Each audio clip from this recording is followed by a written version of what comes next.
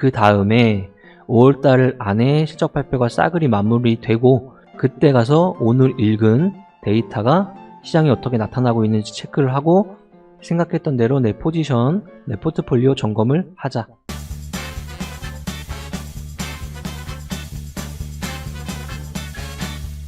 안녕하세요. 몽당연필입니다. 주중 유튜브 시간입니다. 자, 오늘 슈퍼개미 이세무사TV 구독자 20만 명 돌파했습니다. 너무 감사드리고요. 저희 지속적으로 쭉 지켜봐왔던 분들은 얼마나 지금 열심히 하고 있는지 알고 계시리라 믿고 응원과 모든 감사를 담아서 앞으로도 도움이 될 수 있게 잘 하겠습니다. 자, 오늘 주중 유튜브 시간인데요. 지금 최근에 장세가 어느 정도 조정권에 움직임이 나가면서 이제 심리 상태가 왔다 갔다 하고 있을 거예요. 근데 이럴 때도 공부하는 건 똑같습니다. 왜냐면은 이런 과정을 저도 이제 10년 동안 겪다 보니까 결국엔 다 이기고 지나가는 거니까. 그리고 우리는 그런 대전제를 믿고 지속적으로 우리 하나의 1인 기업이라고 생각하고 성장하고 있는 거니까요. 자, 지금이 4월달 마지막 주를 지나가고 있습니다. 이럴 때는 시장에서 항상 나오는 소식들이 있어요. 당연히 지금은 1분기에 대한 실적 발표가 일어나고 있는 순간이고요. 동시에 우리가 체크해야 될 거는 실적 발표가 끝난 다음입니다. 그거는 뭐 미국 시장이나 우리나라 시장이나 비슷하긴 할 텐데 이럴 때마다 나오는 리포트를 한번 보는 것도 의미가 있다고 생각합니다. 리포트를 한번 모아서 볼 건데요. 모든 리포트의 제목은 똑같습니다. Sell in May 물음표. 그에 대해서 증권사의 리서치 라인에서 이야기하는 것들과 그리고 우리가 여기서 무엇을 얻어가야 되는지 체크를 해보겠습니다. 신영증권이네요. 한번 보죠.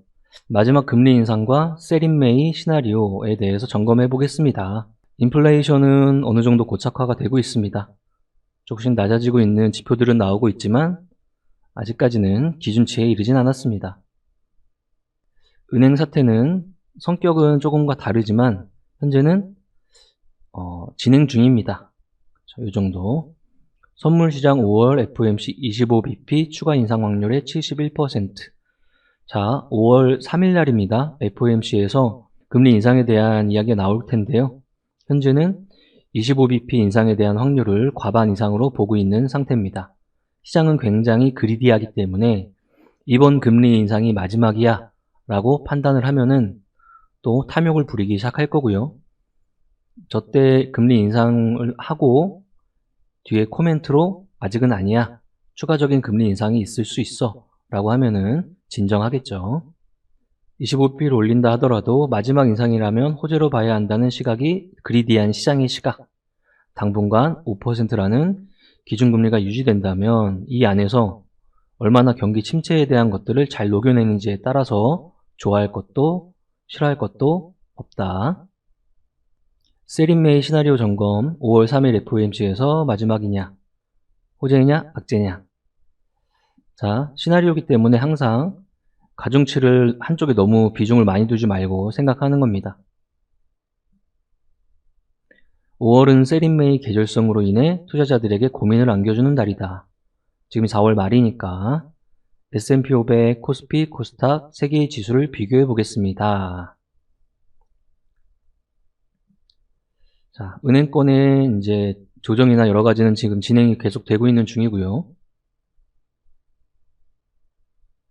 자, 미국입니다. S&P 500 기준으로 5월 달에 과거의 데이터들 쭉 추려서 봤더니 5월 달에 천천히 잦아드는 모습을 연도별로 계속 보여줬고 6월 달에도 그에 대한 결과가 있더라. 통계적으로. 그죠? 100%는 당연히 없고 통계적으로. 코스피입니다. 5월 달의 통계, 6월 달의 통계입니다. 확연하게 차이가 나는 건 코스닥입니다. 코스닥의 세린메이에 대한 통계입니다. 대략적으로 1분기에 대한 실적 발표가 마무리되면서 5월 달에 붕 뜨는 구간에 전체적인 약세 구간을 좀 데이터상으로 보이는 구간이 있었네요. 그리고 개별적으로 썸머 랠리에 대한 부분이 일정 부분 나왔던 해도 있고 아닌 해도 있다 정도의 통계인 것 같습니다. 이게 첫 번째 세린메이에 관련된 신용증권의 리포트였습니다. 두 번째 읽어보겠습니다. 똑같은 신영증권이고요. 이거는 이후에 17일 날 나왔습니다. 전체적으로 여기는 신용융자를 이야기하고 있습니다. 현재 코스피, 코스닥 합쳐서 20조 원이라는 엄청난 신용 상태를 팽창을 가져간 상태입니다. 이 상태에서 최근에 4월달 후반부에서 코스닥의 4거래일제 음봉 추세, 그 다음 코스닥의 우리가 전에 그려놨던 과거의 6개월, 7개월 자리를 이기지 못하는 코스피의 조정, 이런 것들이 진행이 되고 있는 중입니다. 그렇다면 이 신용에 대한 것들은 지금 시장에서 인식을 하고 여러 가지 트리거 역할을 했던 애들, 그런 개별주들의 점 하한가 이런 것들 있죠. 그런 것들과 2차전지주의 하락, 신용에 대한 우려감 이런 것들이 복합적 작용을 하면서 지수단을 한번 조정을 하고 있는 상태입니다. 자, 볼까요? 신용융자 증가액이 개인 순매수 대금의 50%를 상회하고 있다. 이게 무슨 뜻일까요? 1년차, 2년차 들어오신 주식 매매 투자자분들이 지금 신용을 쓰고 있다는 거예요. 그죠?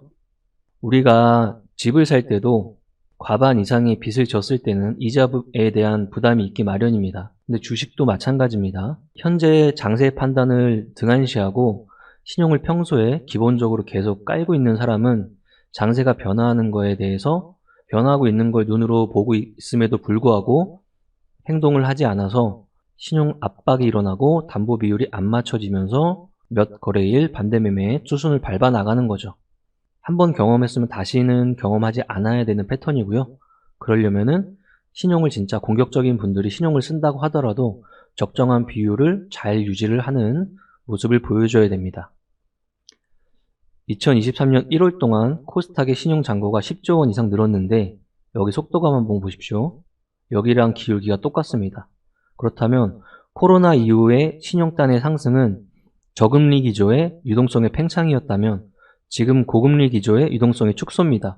전 반대의 배경을 띠고 있는 환경 속에서 얼마나 탐욕이 그리디하게 시장에 들어갔는지 그것들을 우려하고 있는 거죠. 그 다음 금리 스프레드 이야기하고 있고요. 미국에서 아까 우리가 5월 3일날 FOMC에서 25bp 올린다면 우리나라 하는 입장에서도 한 번 더 동결을 하기에는 또 압박이 또 있을 수가 있어서 한 번 정도는 따라갈 수 있지 않을까, 그 정도 생각은 해보고 있습니다. 현재 두 가지 정도의 신용증권의 리포트를 봤을 때는 이 세린 메이에 관련된 우려감 쪽의 이야기를 조금 하고 있습니다. 다른 증권사의 리포트를 한번 보겠습니다. 이번은 신한증권입니다. 증시 수익률 패턴의 반복적 재현에 대해서 통계적 유의성은 확인이 된다. 아까 우리가 봤던 것처럼. 그런데 강력한 하락은 낮다고 판단하고 있다.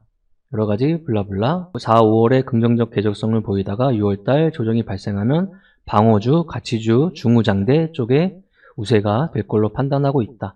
최근에 조선 관련 섹터가 실적을 돌리면서 천천히 바닥에서 움직이고 있죠. 그런 모습들. 최근에 아주 천천히 건설 관련주가 기관 수급들을 연기금을 필두로 들어가고 있죠. 그런 모습들을 조금씩 준비하는 것 같습니다. 통계적 유의하다. 그런데 제한적일 수 있다. 현재는 매크로 환경이나 실적이나 이런 것들에 대해서 여러 가지 복합적인 영향을 받고 있기 때문에 과거의 데이터를 1대1로 완전히 가져와서 읽을 수는 없을 것 같다. 서프라이즈 강도가 항상 이렇게 잦아드는 구간이 계절성을 보이기 때문에 이것들에 대해서 맨날 지금쯤 되면 세린메이 이야기가 나오는 것이다. 현재 이것들을 거꾸로 뒤집으면 이런 말이 돼요. 만약에 진짜로 세린메이 구간이 들어서서 지리지리한 6월달 구간에 들어선다면 그때 우리는 거길 보고 있는 게 아니죠. 연말을 보고 있어야죠. 현재 그 업황 속에 들어가 있으면서 지금 여름 대비 연말에 업황에 대한 개선세가 나타날 수 있는 산업군을 뽑아놔야겠죠. 예시로 디스플레이 같은 애들이 되겠죠. 그쵸? 그래서 디스플레이에 대한 산업 리포트를 읽다 보면은 특정한 대장주들이 연말에 대한 실적 회복 가식성이 어느 정도 예측이 된 데이터가 나오기 때문에 그것들을 읽고 여름 구간에 그 생각을 해야겠죠. 그때 가서 생각하면 안 되고 미리미리 생각을 해야겠죠. 대형주 실적 컨센서스 하회가 또 여기도 예를 들어서 반도체 업황 같은 경우에 금일 SK 하이닉스의 실적 발표가 적자 전환으로 났는데 오늘 하이닉스 3% 상승하고 있거든요. 이런 겁니다. 반도체 사이클을 공부해 놓은 사람이라면 오늘 같은 경우도 당연한 수순이라고 생각하시면 됩니다. 평균 마이너스 0.3이었다. 코스피 기준으로. 등락이 코스닥의 센티가 악화되는 특징이 있다. 근데 여기에 코스닥의 신용까지 붙었기 때문에 훨씬 더 강하게 지금 나타나고 있다. 그러니까 이 결론은 여기서 결론이 났는데 5월달 안에 그런 등락이 좀 발생하고 5월달 안에 실적 발표가 다 끝나기 때문에 그게 끝난 이후에 그걸 걱정해야지 지금 우리가 세린메이 하면서 당장 그걸 걱정하는 게 아니고 실적 발표가 끝나는 시점 그리고 그 시점이 6월달이 시작되는 시점이니 그때 잘 시장 체크를 잘 하고 있어야겠다 생각을 해야겠죠. 어떻게 미국은 세린메이 이야기도 항상 나오지만 여름 되면은 또 썸머랠리 이야기 나오기도 하니까 뭐 하나가 무조건 작동을 한다 이번에 작동을 안 한다 이런 것들에 대해서 우리가 지금 맞다 틀리다 이야기를 하는 게 아니죠. 그런 것들이 나왔을 때 어떻게 나는 생각할 것인가를 이런 데이터를 통해서 생각을 해보는 거죠. 통계는 유의미하다. 그 유의미한 통계 속에서 나는 어떻게 할 것인가. 5월달 수익률이 안 좋았던 이런 분쟁에 대한 이미지가 크거나 박스권의 플레이였다. 6월달이 안 좋았을 때는 리스크가 조금 더 올라가는 연도였다. 금리 인상과 실물 경기 악화 이런 것들이 지금 해결이 된 상태는 아니니까 똑같진 않지만 얼추 비슷한 모습을 보여주고 있는 상태다.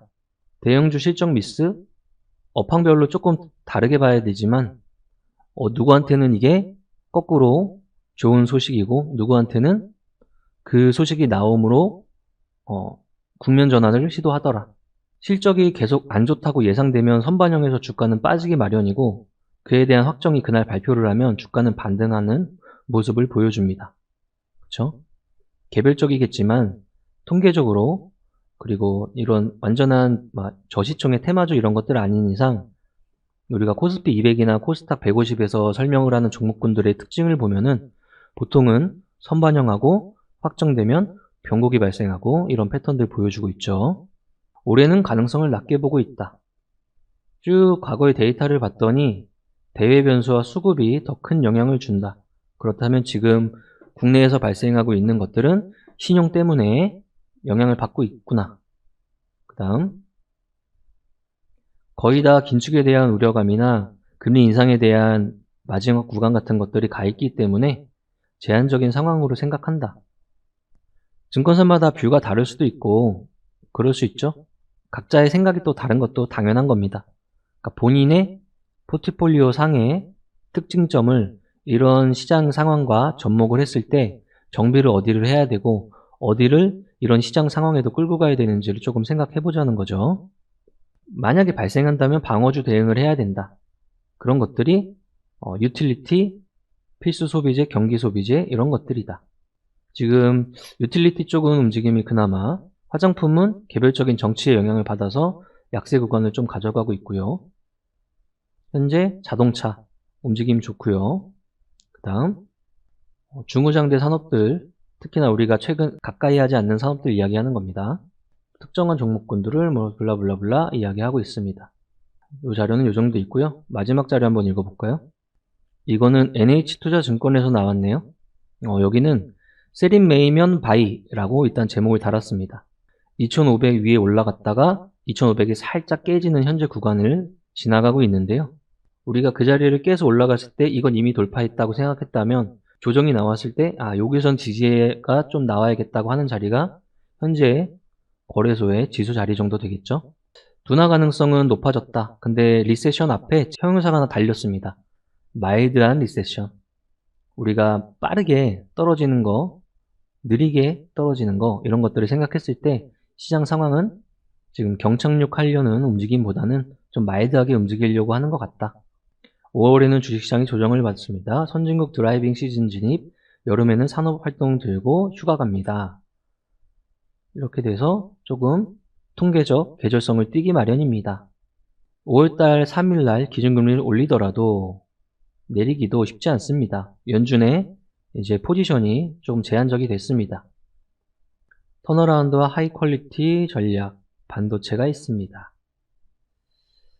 자, 경제 시나리오 마일드 리세션을 생각합니다. 5월 FOMC 25bp 정도 생각하고 있습니다. 지금 미국 시장은 아시아 시장 대비 다우존스의 주가 차트를 보면 약세에 조금 강화되는 모습을 보여주고 있습니다. 상대적으로 아시아 시장, 니케이, 대만가권, 코스피, 중국 이런 데는 정배열에 살짝 조정받는 분위기지 미국보다는 괜찮습니다. 그러면 글로벌 시장의 자금들이 미국 단을 버리고 아시아권을 선택한 모습이라고 생각할 수도 있겠습니다. 자, 그렇다면 더 바란다면 미국의 전체적인 마일드한 지수 조정이 나왔을 때 우리가 디커플링 되길 바랍니다. 베타는 반도체, 알파는 전기차, 충전 인프라, 우주항공 등등등. 지금 시장이 성장주에 대한 시점 이동을 조금씩 공부를 하는 거죠. 지금 전기차, 2차전지에 관련된 건 성장을 가고 있는 거고요. 우리가 기다리고 있는 건 우주항공, 그러니까 우주시대의 개막이나 자율주행 시대의 개막이죠. 이런 것들 큰 성장주기 때문에 그런 것들 기다리면서 생각보다 좀 중장기적인 공부를 하고 있는 상태죠. 우주항공 같은 경우는 아무래도 글로벌 안보 같은 것 때문에 방산주가 우주항공의 종목군이기 때문에 주가를 굉장히 많이 올리고 있는 현재 추세인데요. 그것들을 이 성장주 로직에 넣어가지고 이제 성장하는 쪽이야 라고 생각하려면 좀 데이터를 좀 더 지켜봐야 될 것 같습니다. 현재는 뭐 우주항공 쪽, 그 다음에 전차, 현대로템 이런 애들 보면 시장의 하락 속에서 그래도 상승하는 하나의 섹터를 담당하고 있습니다. 그리고 뭐 반도체는 당연히 사이클이고요. 네이버나 카카오, 게임, 인공지능, 메타버스 이쪽 라인들은 개별적인 이슈를 빼면 금리 인하를 기다리고 있는 업종이고요. 부동산 쪽, 그러니까 은행 쪽의 리스크가 아직은 끝나지 않았기 때문에 부동산에 대한 리스크도 당연히 있는 겁니다. 근데 그거 하나만 생각 잘 하고 있어야죠. 부동산 리스크가 확전된다면 그거는 우리가 빨간불을 켜야 되는 게 맞는 소식입니다. 드라이빙 시즌 놀러 갑니다. 소비가 좀 받쳐주면 더 좋을 텐데 어떻게 될지는 체크해 봐야 되겠습니다. 중국이나 일본이나 실질적으로 항공 노선이 풀리면서 데이터는 좋아지는데 이 정치권의 말싸움 때문에 영향을 받고 있습니다. 장기적으로 보면은 정치권의 이야기를 경제가 이겨나는 국면을 생각해 볼 수 있는데 단기적으로 현재는 영향을 좀 받고 있습니다. 예전에 사드라는 키워드 때문에. 근데 영원한 적도 아군도 없기 때문에 지금 방미하고 있는 일정 끝나고 중동도 한번 돌고 중국 쪽도 뭐 가든지 오든지 그런 이야기들 나오면서 밸런싱 있게 플레이 할겠죠. 그런 전략이 있겠죠. 밴드값 같은 것들은 증권사마다 다 다를 거고요. 턴어라운드로 반도체 업종을 꼽고 있고 삼성전자는 외국인, 하이닉스는 기관의 수급 동향을 보여주고 있습니다. 신성장, 네이버와 카카오, 인터넷 라인들은 금리 인하, 셀트리온은 3사 합병, 반도체 장비주, 움직이는 전반적으로 대장을 위치를 가지고 있는 한미 반도체, 밑에에서 돌아나가는 테스, 방산의 하나 시스템, 이 정도 모습이고요. 뭐 이렇게 여러 가지 이제 딴에 대한 있지만 현재는 가운데로 보고 있다. 이 정도 데이터네요. 뱅크런이 뭐 끝났다고 볼 수는 없지만 과거의 은행과 지금의 은행은 다르다. 과거의 그 경험 때문에 많이 정비를 한 상태다. 이런 이야기 하고 있고요. FOMC도 룸이 좀 줄었다 이제.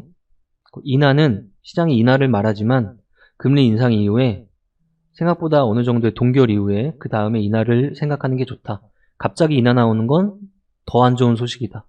경기 침체가 생각보다 빨리 나오는 분위기여서 금리 인상이 잠깐 멈춘 인하가 빨리 나오는 건 와 드디어 인하다 라고 받아들이기보다는 우려감으로 받아들일 것이다. 그래서 시나리오대로 마일드하게 나오는 게 제일 좋다. 그리고 금리 인하할 때 됐잖아 라는 거를 조금 미뤄서 경기 충격이 소화되면서 가는 것도 나쁘지 않다. 주택시장은 버티고 있다. 근데 터지면 안 된다.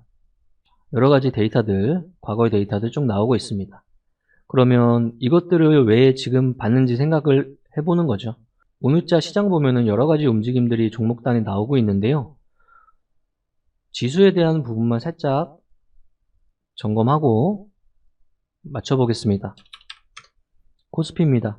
과거에 이 자리에 거래가 많이 일어난 자리라서 1분기 실적 발표에 대한 힘으로 못 뚫으면 이 정도의 힘이 나올 수도 있다 우리는 시나리오를 생각했고, 반대로 그게 나온 이유니까 이 자리를 뚫으면 2500이 뚫린다 했던 자리를 가로선을 그어놓고 다시 한번 이 박스를 제거하고 아주 제한적인 이런 박스권 내에 지지 패턴을 잘만 요번에 만들어주면 생각보다 시장은 거래소 같은 경우는 잘 녹여내고 있는 거라고 생각할 수 있겠다. 코스닥 여기도 현재 이 자리에 지지 패턴을 보여주는 자리를 만들어 놨는데 4거래일째 극악하게 아주 빠른 속도로 기간 조정이 없고 가격 조정만 쭉 일어나는 차트대로 움직였기 때문에 지금부터 코스닥은 오르락 내리락 퐁당퐁당 하면서 시간에 대한 힘으로 이 시장에 대한 현재 내리누르는 조정을 상쇄시키려고 할 것이다. 그 다음에 5월달 안에 실적 발표가 싸그리 마무리되고 그때 가서 오늘 읽은 데이터가 시장에 어떻게 나타나고 있는지 체크를 하고 생각했던 대로 내 포지션, 내 포트폴리오 점검을 하자. 그게 오늘의 방송의 결론이 되겠네요. 주중 유튜브 이렇게 찍는데 조금 피곤하셨을 것 같습니다. 거래소나 코스닥 중장기적인 기조 속에 조정이 나오고 있는 상황, 우리가 기조를 꺾을 때는 항상 데이터를 확인하고 꺾는데 아직까지는 그런 데이터는 아니라고 시장 데이터가 말하고 있으니까 조금 심리단에 조금 두근두근 했어도 잘 다스리면서 우리가 생각했던 5월 달에 이번 요 패턴 말고 5월 말 6월 그때 가서 그 패턴들 한번 점검을 해봐야 될 것 같습니다. 매매 횟수 줄이고 좀 여유롭게 생각하라고 말씀을 드렸는데 그런 행동을 조금 했다면 상세를 조금 하는 4월 달에 한 마지막 1, 2주였던 것 같습니다.